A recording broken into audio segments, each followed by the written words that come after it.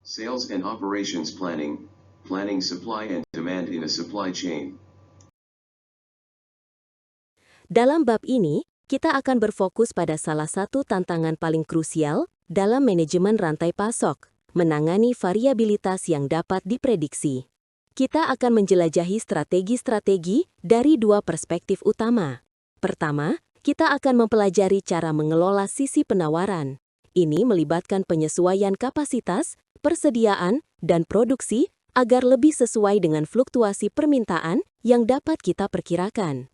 Kedua, kita akan menelaah cara mengelola permintaan itu sendiri secara aktif melalui alat-alat seperti promosi dan penetapan harga untuk meratakan puncak dan lembah.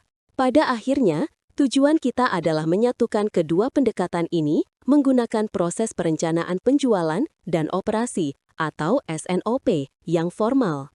Dengan demikian, kita dapat membuat keputusan terkoordinasi yang memaksimalkan profitabilitas untuk seluruh rantai pasok.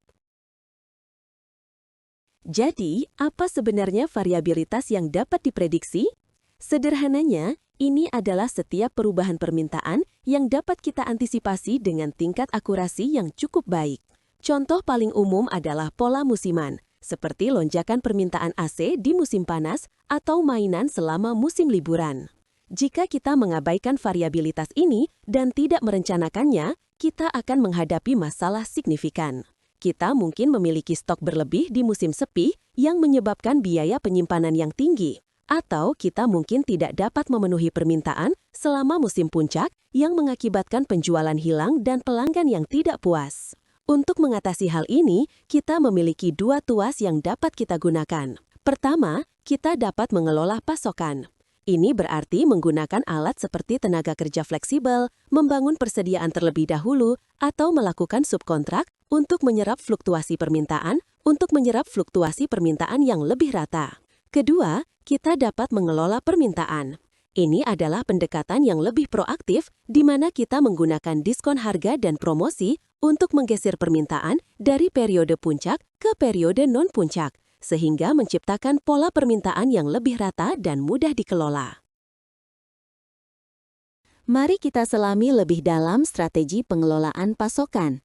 Ketika kita berbicara tentang mengelola kapasitas, kita mencari fleksibilitas.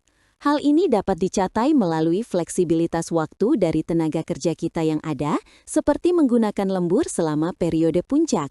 Kita juga bisa merekrut tenaga kerja musiman yang dipekerjakan khusus untuk menangani lonjakan permintaan. Subkontrak adalah alat ampuh lainnya yang memungkinkan kita mengalihkan kelebihan produksi kepada mitra saat kapasitas internal kita mencapai batas maksimal. Terakhir, strategi canggih melibatkan memiliki kombinasi fasilitas, beberapa yang sangat terspesialisasi dan efisien untuk produk stabil, dan yang lainnya fleksibel serta dapat dengan cepat beralih antar produk yang berbeda. Di sisi inventaris, kita juga bisa bersikap strategis. Menggunakan komponen umum pada berbagai produk adalah cara cerdas untuk mengurangi kompleksitas dan jumlah inventaris yang perlu kita simpan. Dan pendekatan paling klasik adalah membangun persediaan produk terpopuler dan paling dapat diprediksi kita selama periode sepi agar kita siap sedia ketika permintaan tak terelakkan meningkat. Hubungan antara persediaan dan kapasitas. Bayangkan sebuah perusahaan yang ingin menjaga tingkat produksinya benar-benar stabil sepanjang tahun. Ini sangat baik untuk efisiensi operasional, tetapi itu berarti bahwa selama periode permintaan rendah, mereka akan memproduksi lebih banyak daripada yang mereka jual, mengakibatkan penumpukan persediaan. Persediaan yang menumpuk ini kemudian digunakan untuk memenuhi permintaan selama musim puncak, ketika penjualan melebihi produksi. Sebaliknya, sebuah perusahaan mungkin ingin menjaga tingkat persediaan sangat rendah, mungkin untuk menghemat biaya penyimpanan atau menghindari keusangan. Untuk mencapai ini, kapasitas produksi mereka harus sangat fleksibel, mampu ditingkatkan dan diturunkan untuk secara tepat mencocokkan fluktuasi permintaan musiman. Kebanyakan perusahaan beroperasi di antara kedua ekstrim ini, mencoba menemukan keseimbangan optimal. Keputusan ini bermuara pada perbandingan biaya penyimpanan persediaan dengan biaya penyesuaian kapasitas yang mencakup hal-hal seperti upah lembur, biaya perekrutan, dan biaya PHK. Sekarang, mari kita alihkan fokus kita ke manajemen permintaan. Untuk mengilustrasikan konsep-konsep ini, kita akan membahas studi kasus mendalam untuk dua perusahaan fiktif, Red Tomato dan Green Thumb. Untuk menganalisis pilihan-pilihan mereka, kita memerlukan pemahaman yang jelas tentang struktur biaya mereka. Tabel ini menguraikan semua biaya relevan yang akan kita gunakan dalam model kita. Ini meliputi biaya material per unit, biaya untuk menyimpan satu unit dalam inventaris selama sebulan, dan penalti untuk kekurangan stok atau tumpukan pesanan. Ini juga mencakup biaya-biaya yang terkait dengan perubahan kapasitas, seperti biaya untuk merekrut atau memberhentikan pekerja, serta perbedaan antara biaya tenaga kerja reguler dan lembur. Angka-angka ini akan menjadi dasar untuk membandingkan profitabilitas berbagai strategi manajemen permintaan. Diagram ini merepresentasikan titik awal kita yang akan kita sebut skenario kasus dasar. Ini adalah rencana produksi optimal jika perusahaan memutuskan untuk tidak menjalankan promosi apapun dan hanya mencoba memenuhi perkiraan permintaan dengan cara yang hemat biaya. Garis biru menunjukkan perkiraan permintaan bulanan dengan puncaknya yang jelas secara musiman. Garis merah menunjukkan tingkat produksi yang direncanakan. Perhatikan bahwa produksi diratakan, tidak sepenuhnya mengikuti kurva permintaan. Akibatnya, Anda dapat melihat tingkat persediaan, yaitu batang hijau, menumpuk di bulan-bulan awal sebagai antisipasi puncak, dan kemudian menurun saat permintaan melampaui produksi. Sekarang, mari kita lihat hasil keuangan untuk skenario dasar ini. Selama periode perencanaan 6 bulan, biaya total untuk melaksanakan rencana ini sedikit di atas $422.000. Ini menghasilkan total pendapatan sebesar $640.000. Dengan mengurangi biaya dari pendapatan, kita mendapatkan laba total sekitar $217.000. Sangat penting untuk mengingat angka-angka ini. Laba sebesar $217.725 ini adalah tolok ukur kita. Setiap strategi promosi yang akan kita evaluasi selanjutnya akan dibandingkan dengan tolok ukur ini untuk melihat apakah dapat meningkatkan profitabilitas.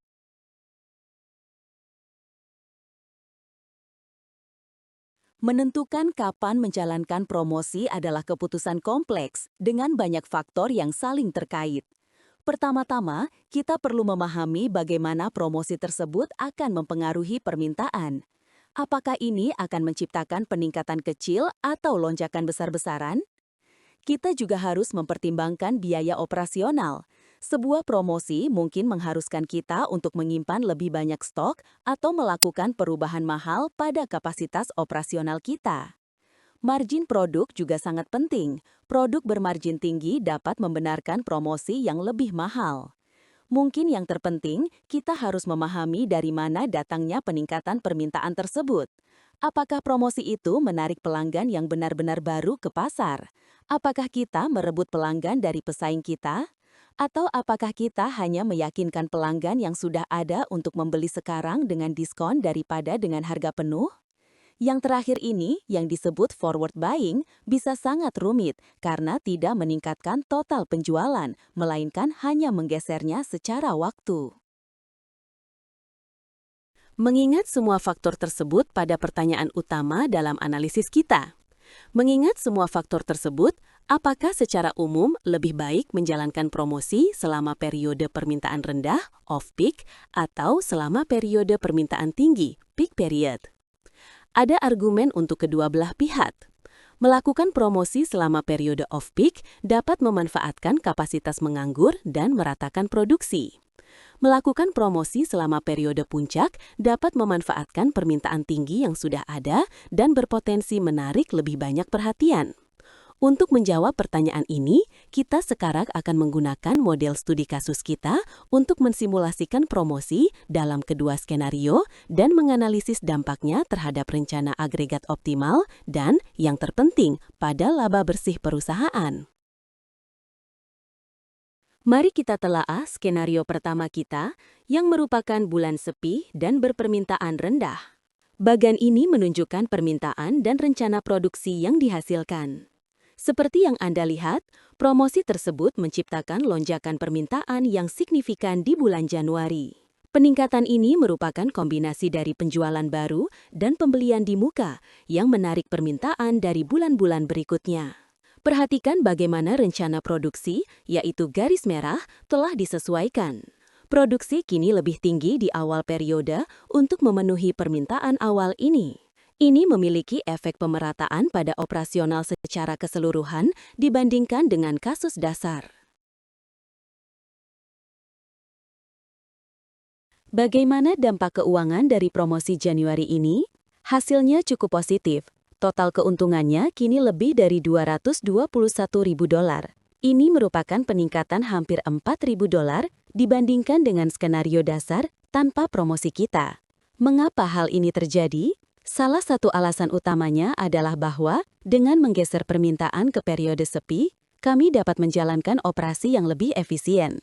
Rencana ini mengharuskan penyimpanan inventaris musiman yang lebih sedikit secara rata-rata, yang mengurangi biaya penyimpanan. Peningkatan efisiensi ini menyebabkan biaya total sedikit lebih rendah, dan ketika digabungkan dengan peningkatan pendapatan yang moderat dari promosi tersebut, hal ini menghasilkan keuntungan keseluruhan yang lebih tinggi. Sekarang, mari kita analisis strategi sebaliknya, yang memang sudah merupakan bulan puncak permintaan.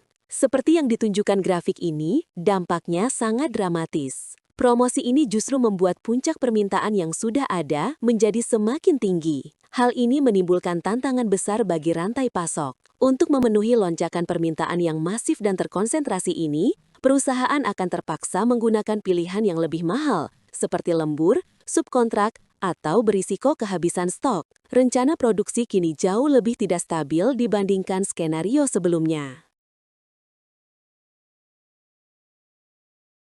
Hasil keuangan untuk promosi bulan April menunjukkan gambaran yang sangat berbeda.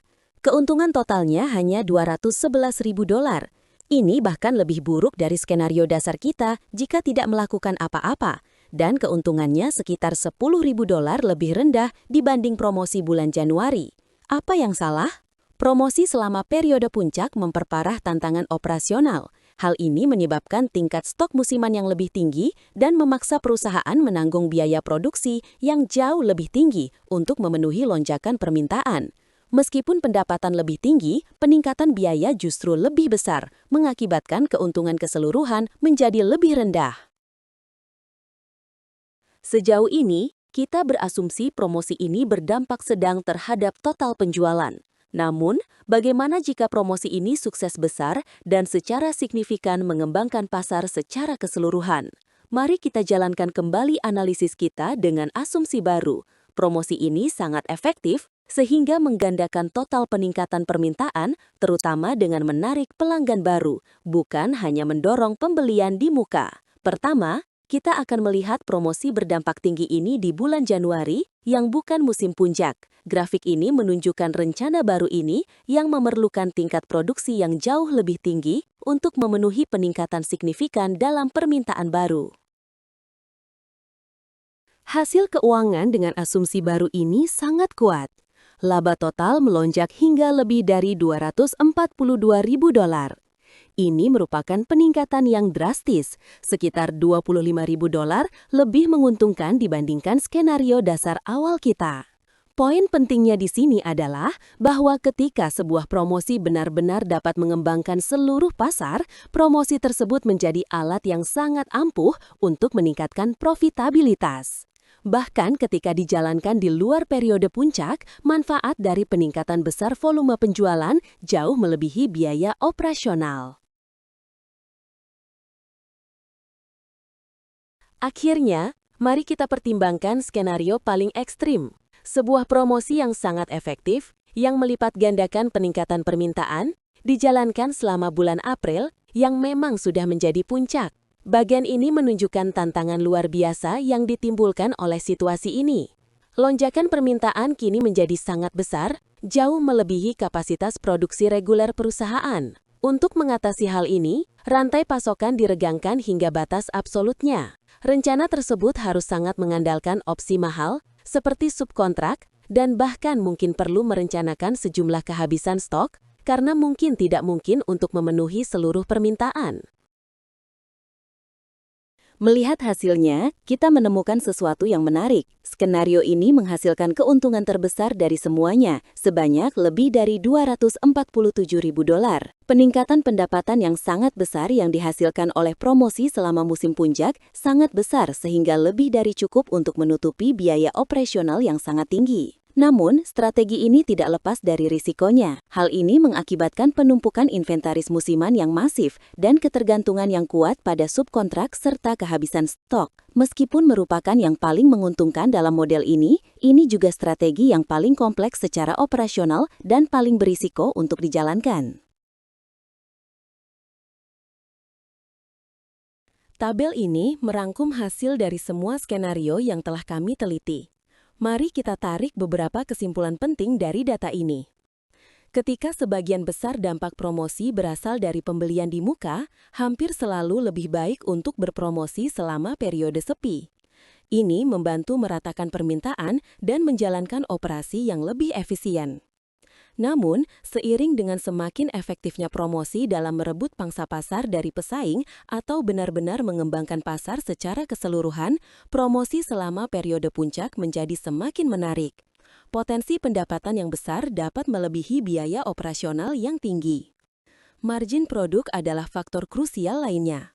Untuk produk bermargin rendah, pengendalian biaya sangatlah penting yang mendukung promosi di luar periode puncak. Untuk produk bermargin tinggi, keuntungan dari setiap penjualan tambahan cukup besar untuk membenarkan tindakan mahal yang diperlukan untuk memenuhi permintaan selama promosi di periode puncak. Mari kita rangkum temuan-temuan ini menjadi serangkaian pedoman yang jelas. Anda sebaiknya mengutamakan promosi selama periode sepi dalam beberapa kondisi. Pertama, jika Anda tahu bahwa pelanggan akan membeli lebih awal hanya untuk mendapatkan diskon, tingginya pembelian di muka, maka promosi di luar periode puncak adalah yang terbaik untuk meratakan permintaan. Hal ini juga berlaku jika produk Anda memiliki margin rendah atau jika biaya penyimpanan inventaris dan perubahan kapasitas produksi Anda sangat tinggi. Dalam situasi seperti ini, efisiensi operasional adalah kunci profitabilitas. Di sisi lain, Anda sebaiknya lebih condong untuk berpromosi selama periode puncak jika promosi Anda memiliki potensi tinggi untuk merebut pangsa pasar dari pesaing atau mengembangkan pasar secara keseluruhan. Dalam situasi-situasi ini, tujuannya adalah untuk memaksimalkan volume penjualan. Strategi ini paling efektif ketika produk Anda memiliki margin tinggi, karena keuntungan dari peningkatan penjualan dapat dengan mudah menutupi biaya operasional yang lebih tinggi. Mari kita rangkum kesimpulan utama kita mengenai strategi promosi. Pertama, terdapat hubungan langsung antara waktu promosi dan tingkat persediaan. Seperti yang kita lihat jelas dalam studi kasus, menjalankan promosi selama periode puncak hampir selalu akan meningkatkan rata-rata persediaan Anda, sementara promosi di luar periode puncak cenderung menurunkannya. Kedua, dan ini adalah peringatan krusial, promosi di periode puncak sebenarnya dapat merugikan keuntungan Anda. Jika promosi tidak menghasilkan konsumsi baru yang signifikan dan justru hanya menyebabkan pelanggan Anda yang sudah ada membeli di muka, biaya operasional tinggi yang timbul untuk memenuhi puncak buatan itu kemungkinan besar akan melebihi manfaatnya, sehingga mengakibatkan profitabilitas keseluruhan yang lebih rendah. Melanjutkan kesimpulan kami. Ketiga, kalkulasi berubah drastis seiring dengan meningkatnya kemampuan promosi untuk mendorong konsumsi baru. Ketika pembelian di muka menjadi bagian kecil dari peningkatan permintaan dan pertumbuhan pasar menjadi pendorong utama, berpromosi selama periode puncak menjadi strategi yang lebih menguntungkan. Hal ini karena Anda memanfaatkan waktu ketika pelanggan sudah memikirkan produk Anda. Terakhir, margin produk bertindak sebagai faktor moderasi. Seiring dengan penurunan margin produk Anda, kemampuan untuk menyerap biaya tinggi promosi periode puncak berkurang. Untuk produk dengan margin rendah, risiko kehilangan uang pada promosi periode puncak jauh lebih tinggi, menjadikan strategi di luar periode puncak yang hemat biaya sebagai pilihan yang lebih aman dan seringkali lebih menguntungkan. Sekarang, Mari kita ambil konsep-konsep ini dan memikirkan bagaimana mengimplementasikannya secara praktis melalui proses perencanaan penjualan dan operasi atau SNOP yang kuat. Pertama, SNOP tidak bisa dilakukan secara terpisah-pisah. Ini membutuhkan koordinasi yang sesungguhnya antar berbagai fungsi di dalam perusahaan, seperti penjualan, pemasaran, dan operasi, dan idealnya antar berbagai perusahaan dalam rantai pasok, termasuk pemasok dan pengecer. Kedua, perencanaan untuk variabilitas yang dapat diprediksi tidak seharusnya hanya bersifat jangka pendek. Ini perlu menjadi bagian tak terpisahkan dari keputusan strategis seperti berapa banyak kapasitas yang harus dibangun atau pasar mana yang akan dimasuki. Ketiga, proses SNOP yang baik melampaui sekedar membuat rencana. Ia berupaya memahami faktor-faktor pendorong mendasar dari permintaan.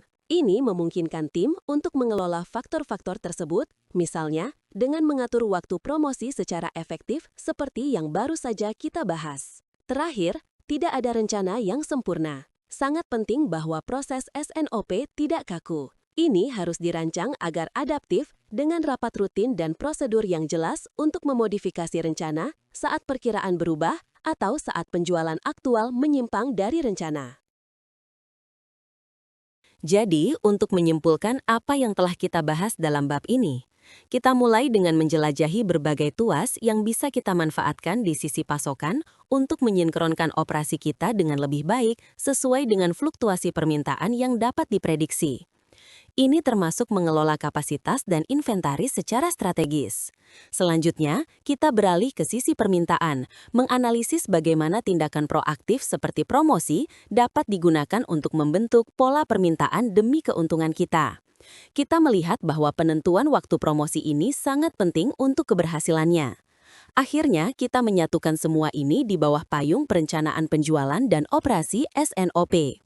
Tujuan utama SNOP adalah menggunakan semua alat ini secara terkoordinasi, membuat keputusan terintegrasi yang memungkinkan seluruh rantai pasokan untuk mengelola variabilitas yang dapat diprediksi secara efektif dan memaksimalkan profitabilitas secara keseluruhan. Demikianlah presentasi resmi kami tentang perencanaan penjualan dan operasi. Kami telah membahas bagaimana mengelola pasokan dan permintaan untuk menghadapi variabilitas yang dapat diprediksi, serta bagaimana memanfaatkan proses SNO untuk meningkatkan profitabilitas. Sekarang, saya persilakan Anda untuk mengajukan pertanyaan apapun yang mungkin Anda miliki.